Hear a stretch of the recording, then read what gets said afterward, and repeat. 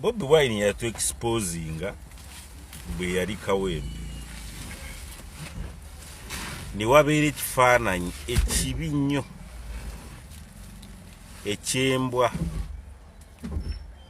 Embwa eri mu kusika ku muwagizi wa Bobiwine bendera y'eggwanga, eri mu kugiruma. Ne kati kankubuuze, embwa eza security mu America, endwanyi z'entalo oba ezifefetta babbi, ekyemanyi embwa y'omu America, Bungereza, Israel, Germany, Russia n'ensi endala eba ericognizinga bendera y'eggwanga. Naye kyatulabisa okusanga ngu n'embwa zaffe tizimanyi bendera y'eggwanga. Embwa naye kati bwe bakibuuza Oluuko Yesigire oba omulala yaani, nadda mu bya manya biki. Bwe bakibuuza akula Electoral Commission n'agamba ebyembwa ebyo bya security ze sibimanyi. Naye mu byaddala twaswala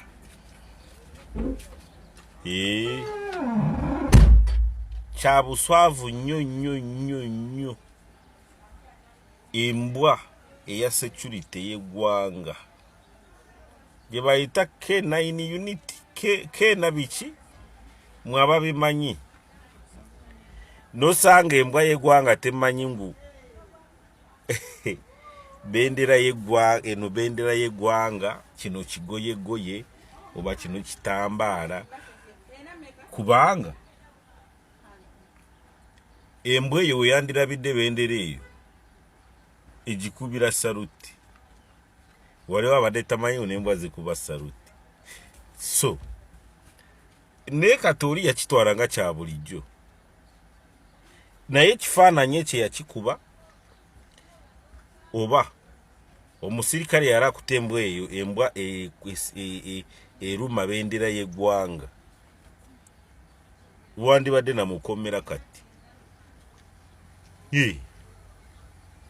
That is treason. Tokimanyi?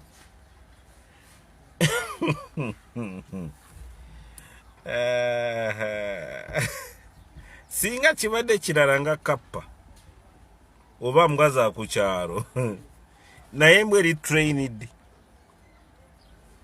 neruma bendera y'eggwanga. Ako karabba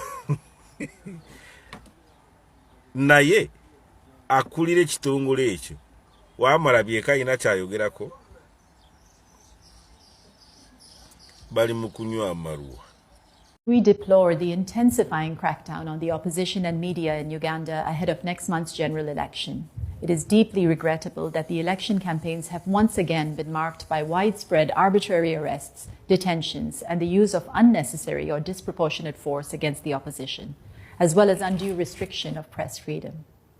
We urge the Ugandan authorities to end the pattern of repression, to cease the use of such repressive tactics, and to enable Ugandans to fully and peacefully exercise their right to participate in their country's public affairs on election day and in its aftermath. All individuals arbitrarily deprived of their liberty should be released. The Ugandan authorities must halt all violence against the media and the opposition and act fully in accordance with their obligations under international human rights law.